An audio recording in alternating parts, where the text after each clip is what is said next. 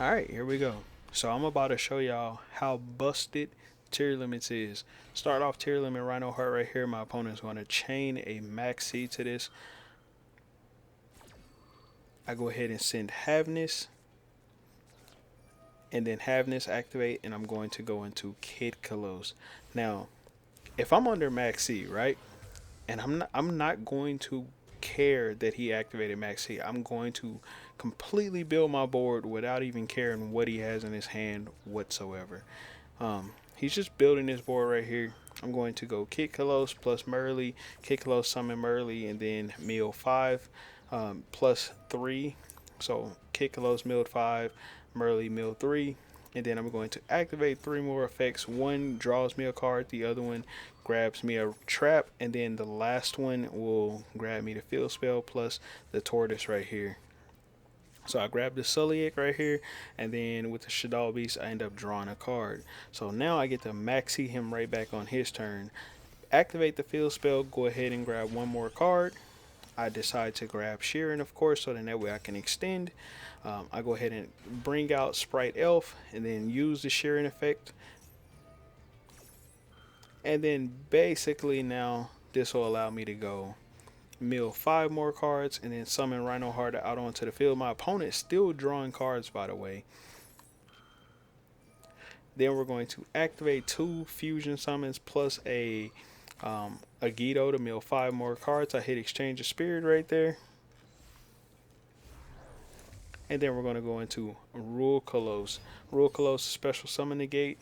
And then the final fusion summon right here, we're going to go into Millennium Eyes Restrict.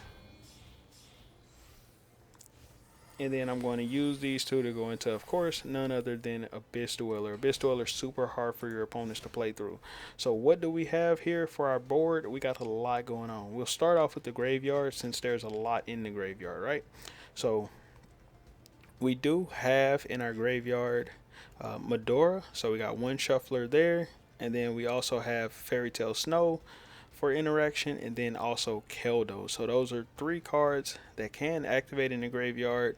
The 2 shufflers plus the Fairy Tale Snow. So Fairy Tale Snow can summon itself onto the field, flip something face down. Very useful.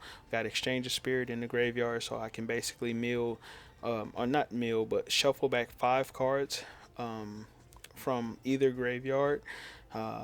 Then we also have Real Close, which is special summon negate. It is under a Sprite Elf arrow, so neither of these two can be targeted. We also have Dweller, so my opponent can't activate anything in their graveyard.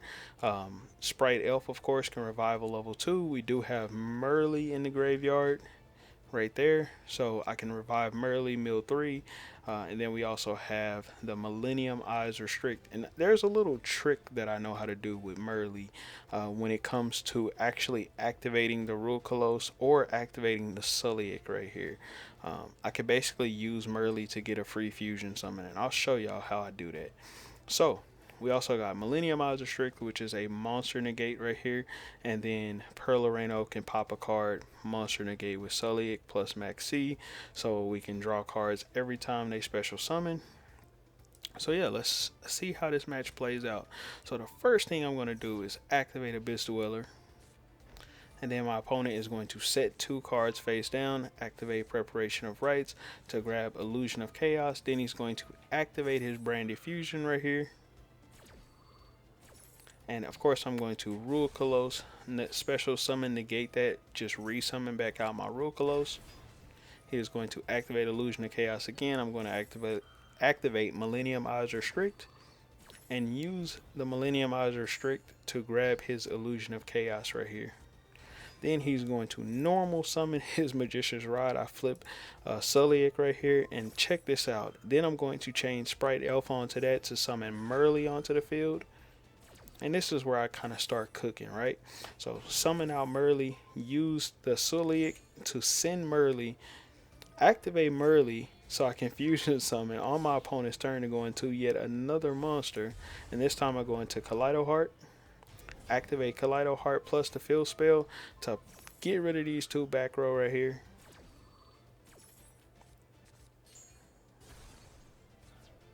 My opponent is going to activate Soul Servant, And then I'm going to just use my Medora. Now, he can't actually activate that Soul Servant in the graveyard, so I'm not really worried about it. But I do want to get that Dark Magician out of his graveyard. So then he ends up activating Timaeus right here to summon itself onto the field. And do I still have interruption? Let's find out. So he sends another Dark Magician right here from his hand to go into Dark Magician and Dragon Knight. And what am I going to do? Fairy Tale Snow. So I send 7 cards to bring back Fairy Tale Snow, flip this card face down, and then he's going to use his Magician's Rod to go into Artemis. Activate Soul Servant yet again, stacking his Magician Souls. And then I'm going to shuffle these cards back. Now his Magician Souls isn't on top of his deck again. So here's the funniest thing. Stacking a card on top of your deck, all I gotta do is just pretty much activate the shuffler, and then I shuffle your deck all over again. So his deck is completely shuffled. I made sure he didn't have any Dark Magicians in his graveyard. Every time he put a Dark Magician in his graveyard, I basically shuffled it back into his deck. So if he does have Eternal Souls, it's a dead card right now. This card right here, we exactly know what monster it is because I flipped it face down. It's Dark Magician and Dragon Knight. Won't get any effects because, like I said, I mean, it's flipped face down. All I got to do is just attack it. If he does activate Eternal Souls to try to revive this card back, all I got to do is just Rule Colossus Special Summon, negate it. It'll destroy the Eternal Souls. And then also, I can activate this if he does manage to get a monster onto the field and try to activate his effects on the field. I can activate this. Kaleido Heart can send something back. We also got Dweller. Plus, if Fairy Tale Snow hits the graveyard again, I can actually activate this to flip something face down again. Plus, if I get a space cleared up right here, I can activate Sprite Elf, pop a card, all kind of stuff. I got all kind of effects that can kind of go off right here. But it does not really matter anyways. End up drawing him early right here, flip this into attack position, activate my Abyss Dweller. My opponent's going to chain Soul Drain. It does not matter though, because I don't think I'll be needing to activate anything in my graveyard. I just attack his Dark Magician right here.